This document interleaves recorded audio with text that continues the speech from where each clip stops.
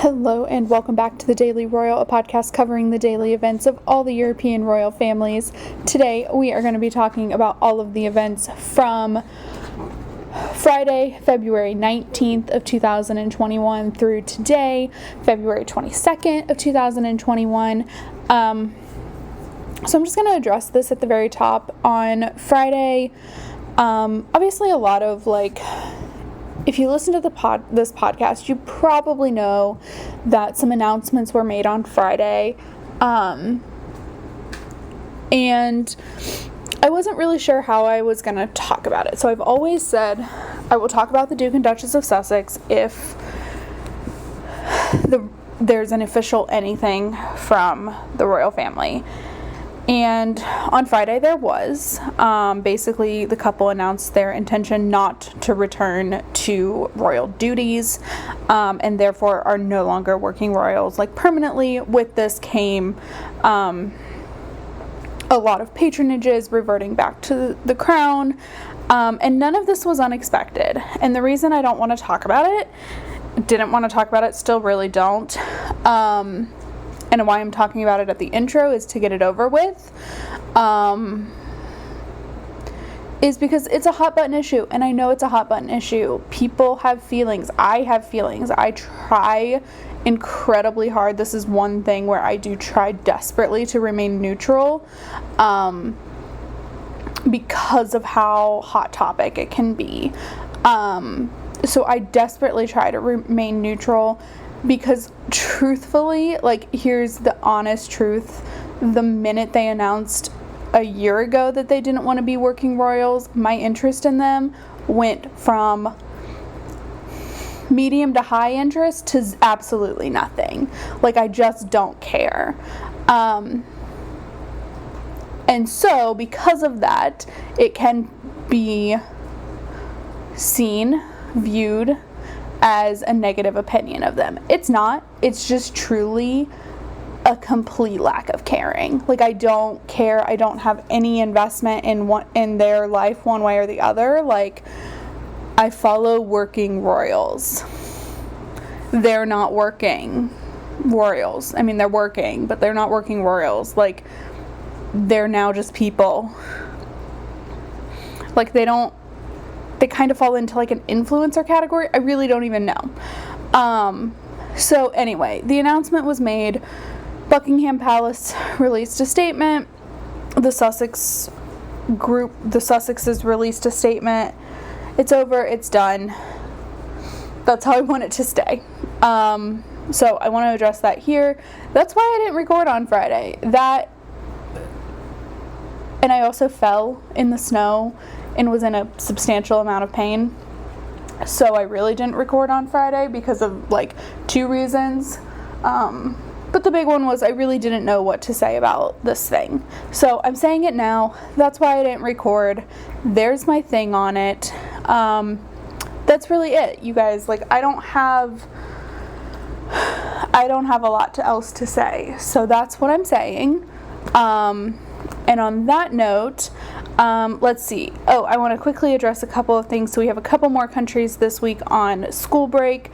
So both Norway and the Netherlands have nothing on their calendars scheduled for this week, because the kids of that country are on school break, which also basically puts the government and institutions on holiday as well. So we won't see much from the Dutch or Norwegian royal families this week. And yeah, okay, so with that, we are going to get started with the Swedish royal family to cover the past few days.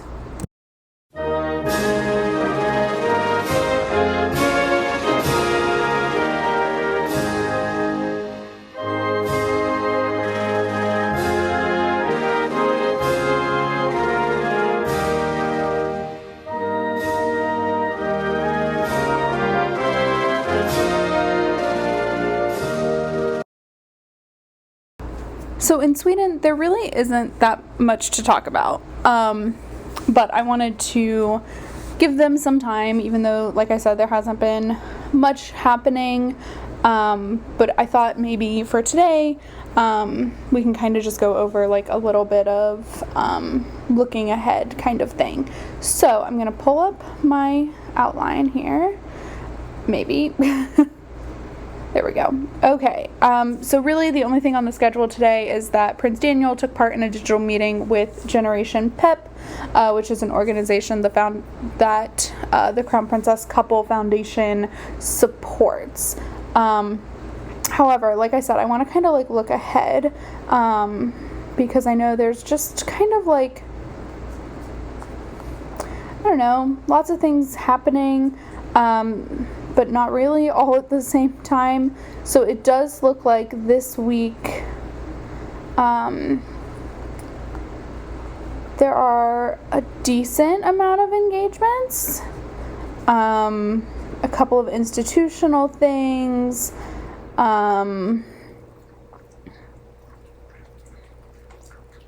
just, I mean, it's a full-ish calendar. Like, there's something pretty much every day this week. So we'll have things going on there. Plus there's a birthday tomorrow, so we'll have lots to talk about then, because I'm sure we'll get new pictures and stuff. So, yeah, not really a whole lot to say in Sweden, I know. But I wanted to just, I want to cover each country that had anything today, although I don't know, like, I'm still trying to figure out this slow 2021 pace we're going at. Like, clearly we're no longer in the beginning of the year. I mean, we are, but like, we're no longer on holiday, like New Year holiday. Like, now we're in kind of half-term breaks. And so it's covering royals and COVID is this constant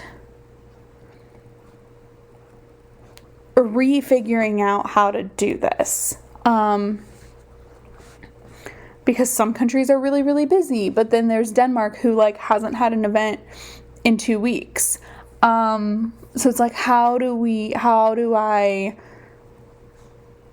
cover things fairly? Like, what do I do? And a lot of this is kind of happening on the website and Instagram world. So like, I'm doing right now on the weekends, like, kind of showing you all the tiaras that the royal women wear in each family. I'll do like some other photo specials like that, but like that doesn't really translate to the podcast. So I don't know. Like, it's just kind of this constant reframing every couple of weeks of like, okay, half-term breaks half-term breaks happen every year. It's just last year I probably didn't realize what was happening, whereas of course this year I do, because I've learned a lot in a year. And also, there were enough events from the families to make up for things. Now, I will say, like, the British royal family being out of quarantine is really helpful. But like, there's still a lot happening that is just behind the scenes and like not being super shared. So it's just this constant like, what do I talk about? What don't I talk about? Okay, nothing has happened in Denmark for a couple of weeks. What do I say? Kind of thing. So that's where I'm at headspace wise right now, is I'm trying to like constantly keep up the daily episodes, but also like right now there's just sometimes not enough to do a daily episode. I don't know. It's something that requires a good bit of thought that I haven't really worked out yet in my head as to like what the best solution is. So for today, we're going to cover each royal family if they just had one event over the past 4 days, or we're gonna, and see what that does. And if that doesn't work, okay, I'll readjust and do something different tomorrow. That's kind of where I'm at. So that's what was going on in Sweden today. That's like a little bit about my headspace, which is way more than you needed to know, but there it is. And so with that, we are going to move on now to Spain.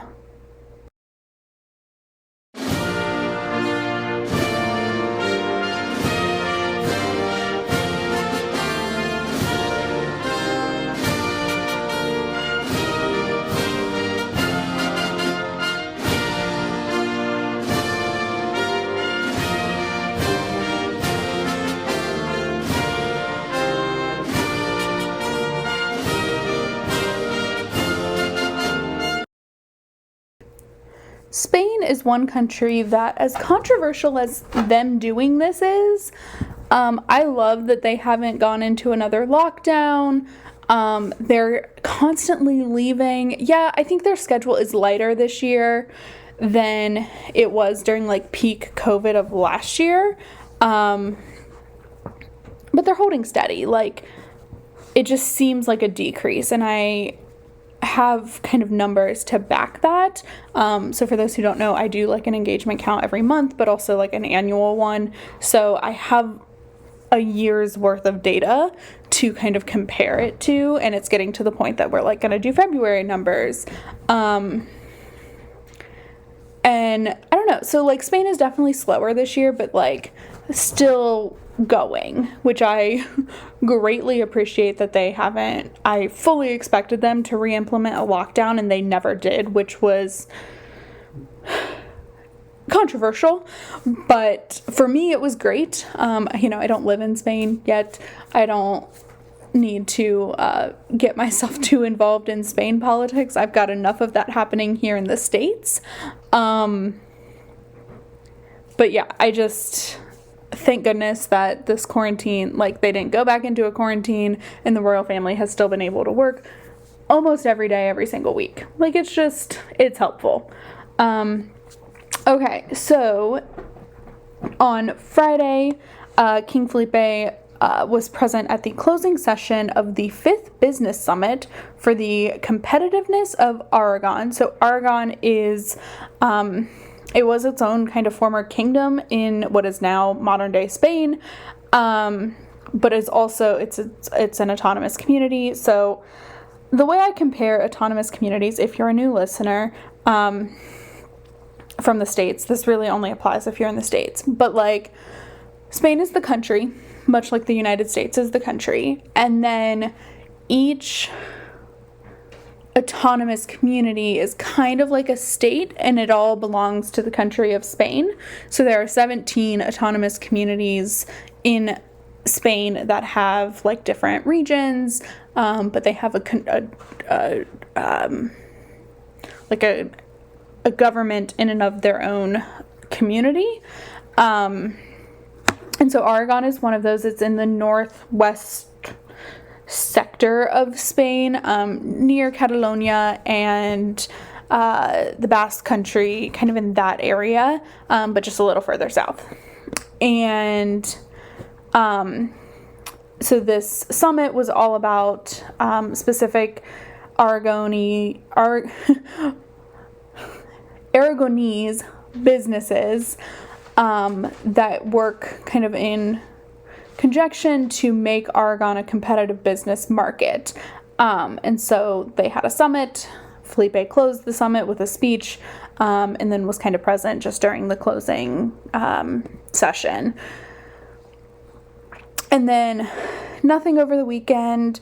So today, on Monday, King Felipe continued his schedule with several audiences.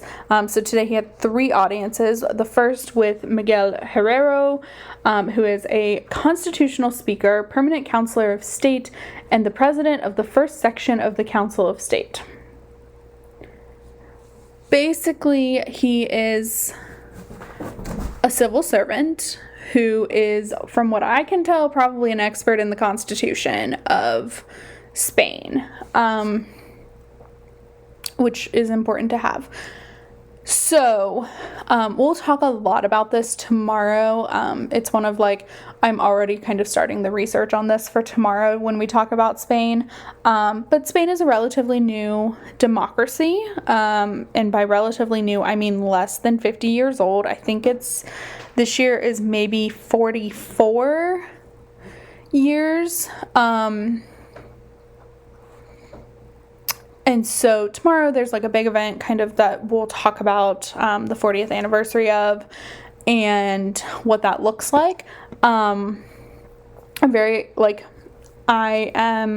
is weird, but I'm excited to talk about it. I'm also a little nervous to talk about it because, spoiler alert, it's a coup, or an attempted coup, and I'm feeling a little,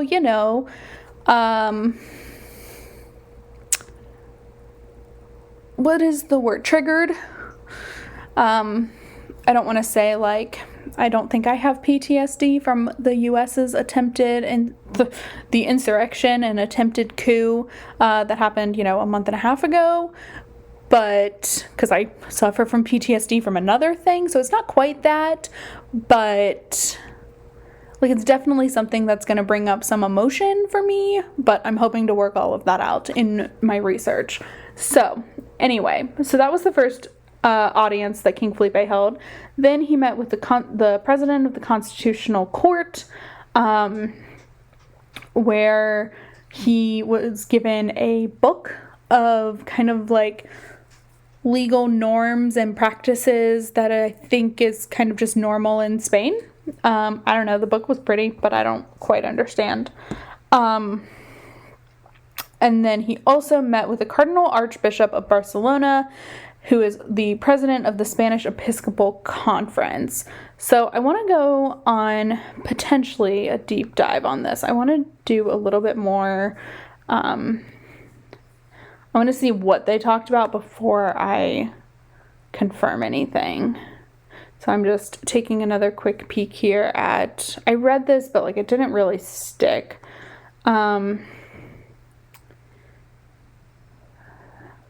So it looks like they met. Okay, so the thing that I am kind of glad they didn't talk about is because the Cardinal Archbishop was elected president of the Spanish Episcopal Conference, and his appointment took place on March 3rd of apparently 2020.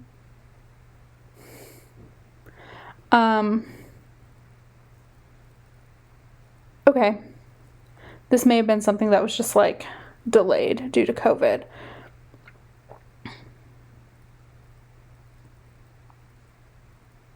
Interesting. Okay. Sorry. That was confusing. I'm glad that we figured that out together. Okay. So that's what was going on in Spain. And now we are going to go ahead and move on to Norway.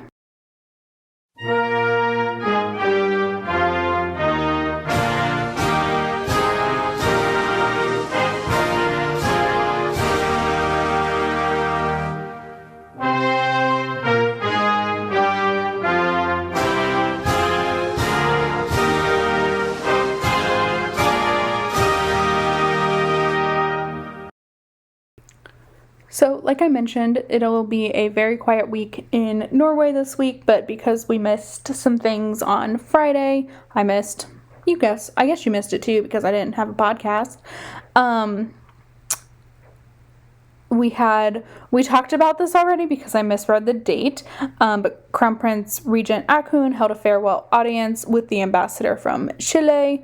And then he also presided over the weekly Council of State meeting on Friday. That happens every Friday. It's pretty normal. Sunday,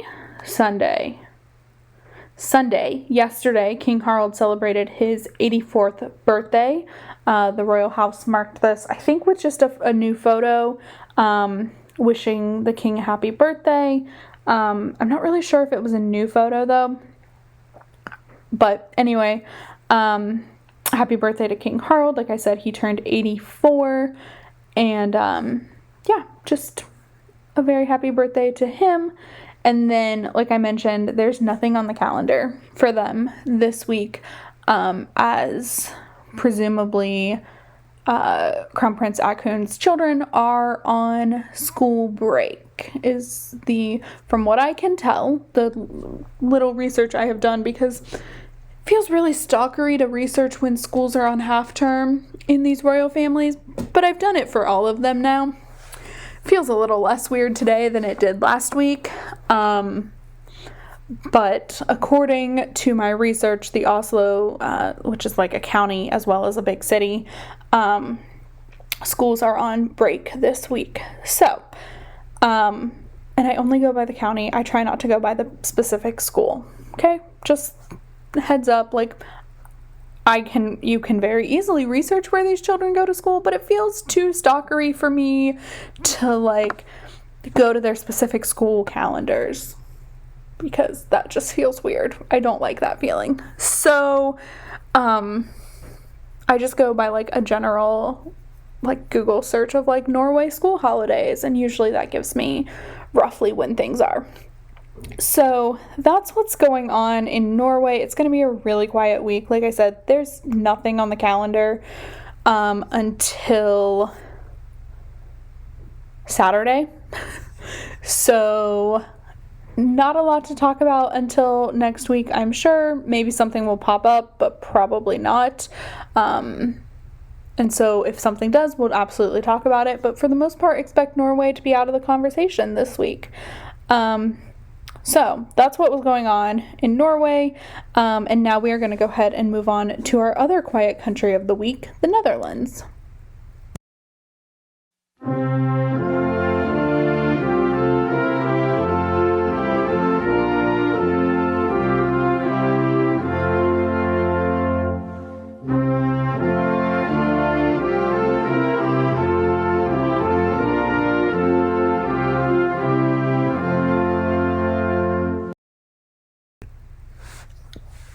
In the Netherlands on Friday, King Willem-Alexander held a digital working visit to the European Medicines Agency.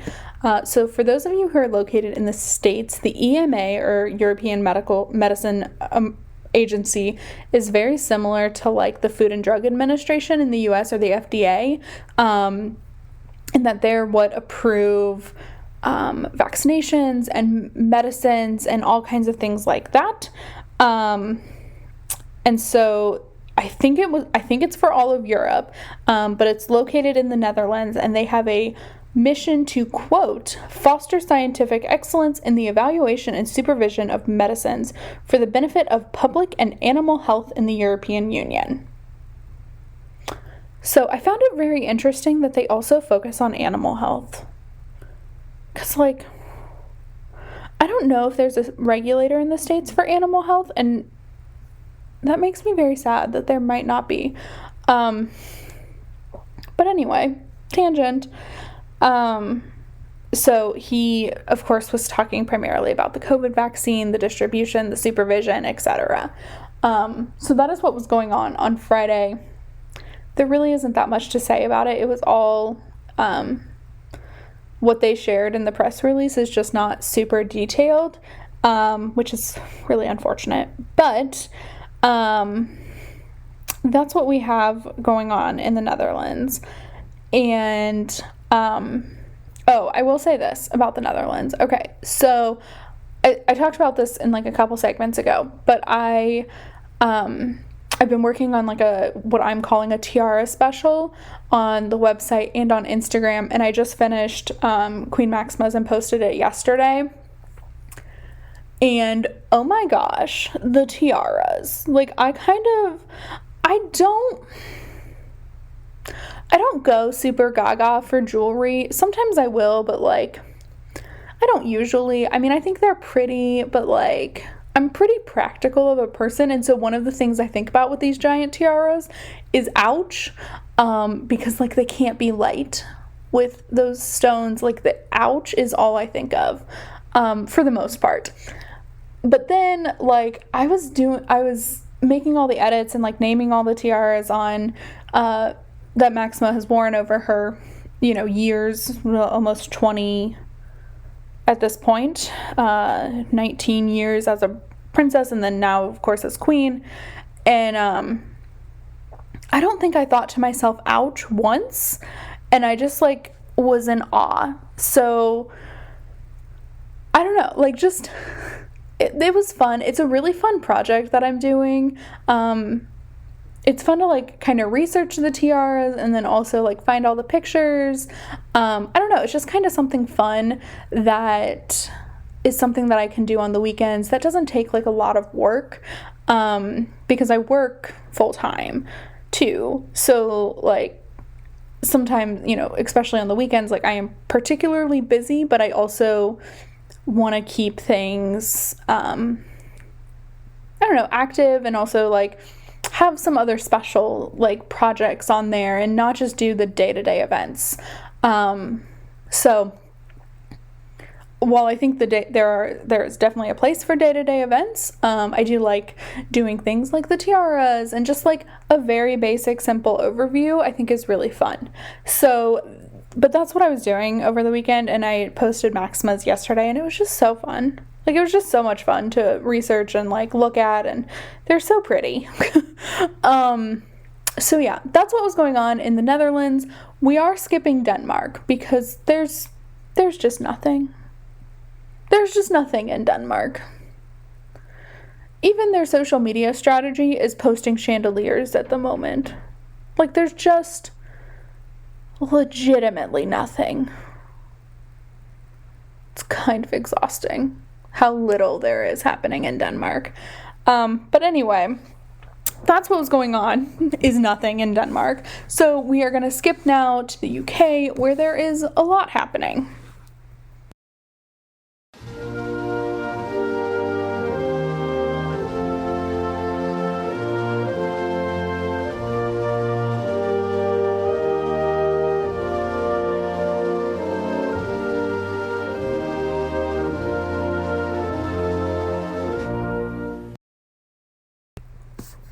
Like I said, there's a lot happening in the UK. I know there's a lot happening. So Friday, there wasn't a lot happening publicly aside from the announcement that we talked about at the very beginning of this episode. So I am going to pull up now the court circular so we can look at that from Friday, although I think it was just one event, if I'm remembering correctly. Yeah, it was. Okay, so the Prince of Wales held a meeting with representatives from Historic Royal Palaces via video link. So Historic Royal Palaces is an organization that kind of manages the museums in certain palaces. So I think Kensington is one, probably St. James.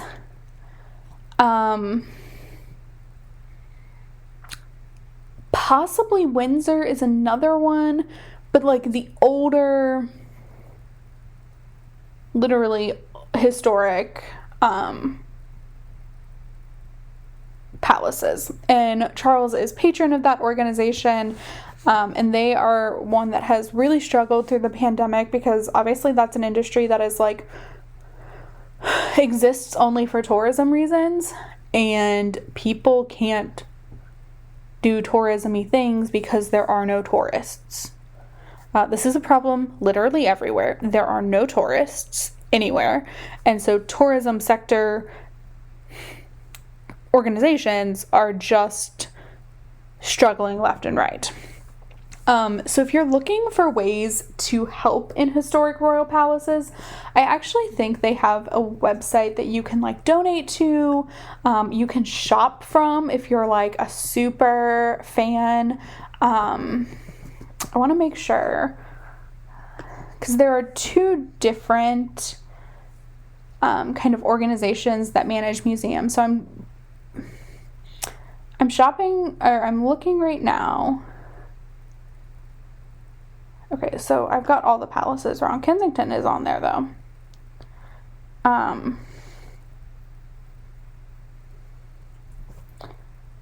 So they have like Chinaware and Ravens, because the Tower of London is on there, and of course Ravens are like a big part of the Tower of London.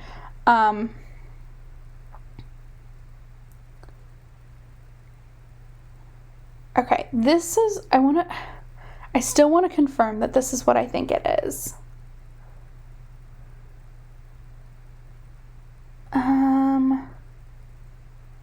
So they have like different ornaments. I don't know. There's one organization that sells like replica engagement rings. Of the royal women. So like they have replica Queen Elizabeth rings, they have replica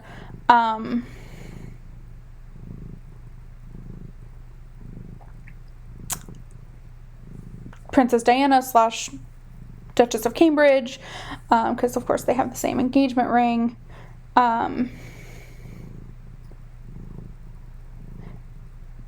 but I still can't figure out if this is the right one. Okay, yeah, I think it is. Sorry, I'm also like shopping at the moment on their website, which is not helpful.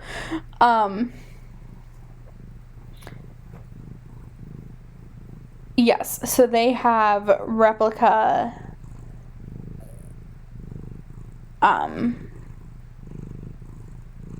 jewelry, which is really cool. So I just think like that's really, really fun. And there aren't always, great places to find them. Now, sometimes they're like super expensive. Like I just found like earrings for $300, a really beautiful blue topaz pendant for $400. But then there's like a replica pair of her coronation earrings for $40. So, and these are all in pounds, but still. So if there's plenty of things you can shop on there. It's just historicroyalpalaces.com, and you can do tons of shopping. It's really fun, and it'll help support the organization. So that was Friday's event. So then Saturday, we got a couple of things. So the official announcement for Princess Eugenie's baby boy, they officially announced his name with a new photo. And so his name is August Philip Hawke Brooksbank. So August was a nickname for Prince Albert, Queen Victoria's husband. Philip is, of course, for the Duke of Edinburgh.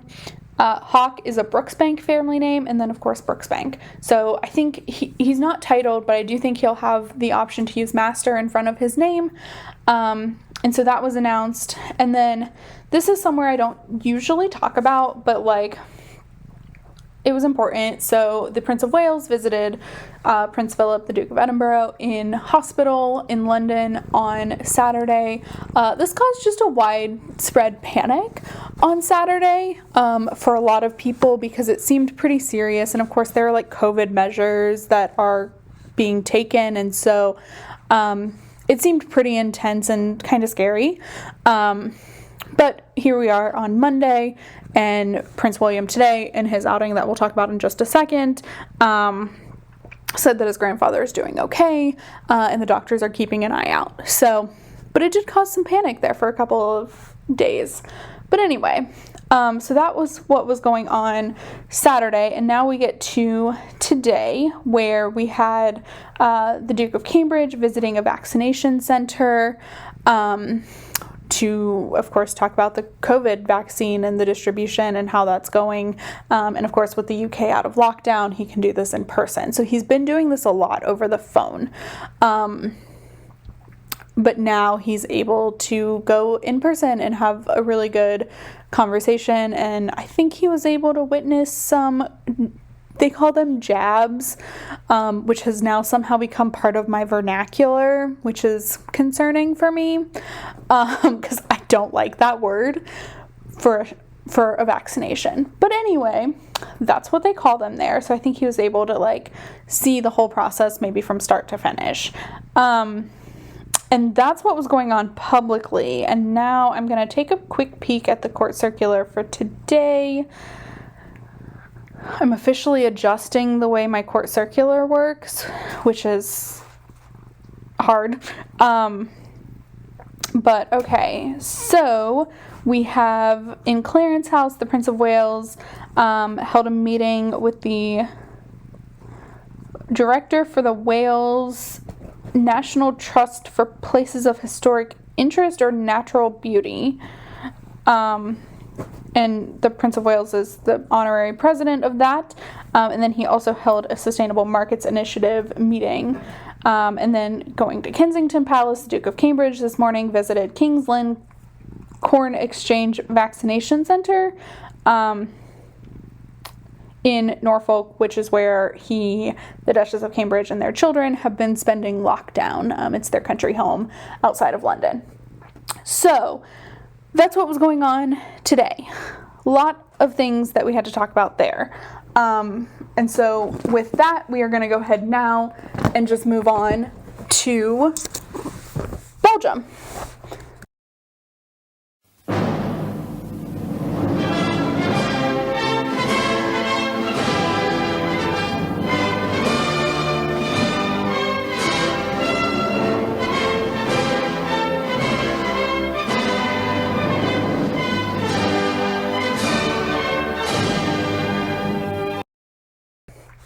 All right, let's finish this thing up. So, in Belgium today, there was only one event, and that is, of course, the weekly audience between King Philippe and the Prime Minister.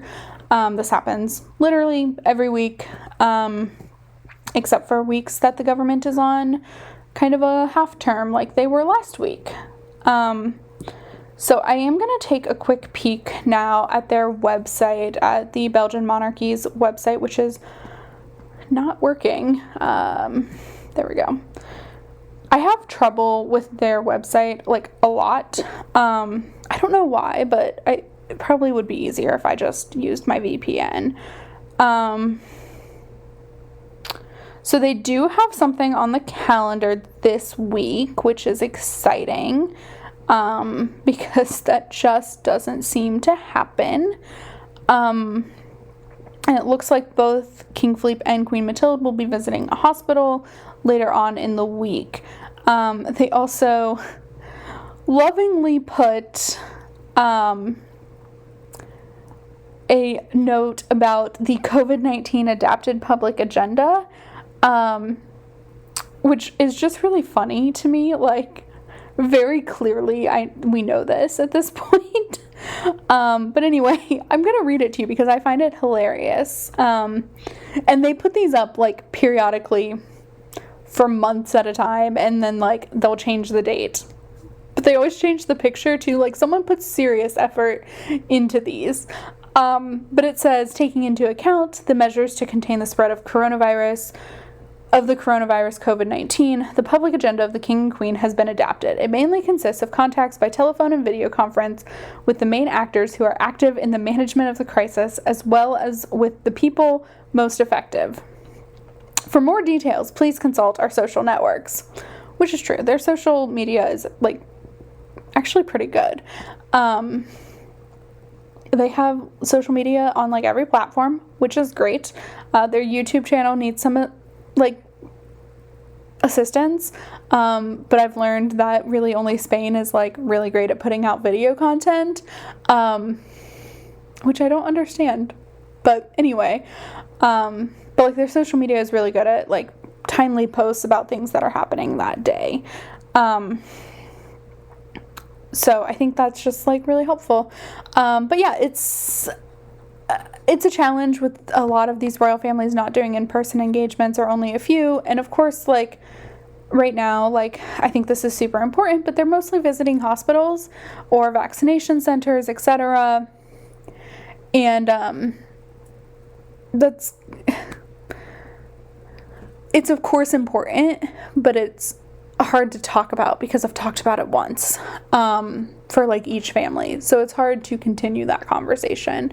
But of course, like, I do when I try, and yeah, I don't know. It's just an ever constant adaptation game that I play. So that's what's going on in Belgium. Bear with me this week. It appears that it's just going to be a little bit slow. We might do every other day episodes. I want to for sure do an episode tomorrow, because, like I said, there's a big thing happening in Spain. There's a birthday in Sweden. Like, there's a lot to talk about tomorrow, so we'll definitely do that. But then we might go every other day. We'll see what kind of happens. It'll just be kind of like a play it by ear kind of week. So with that, I will just ask that you check out the website, thedailyroyal.com, The Daily Royal on Instagram, and like and review this podcast wherever you are listening to it. And I will talk to you all tomorrow. Have a great day. Bye.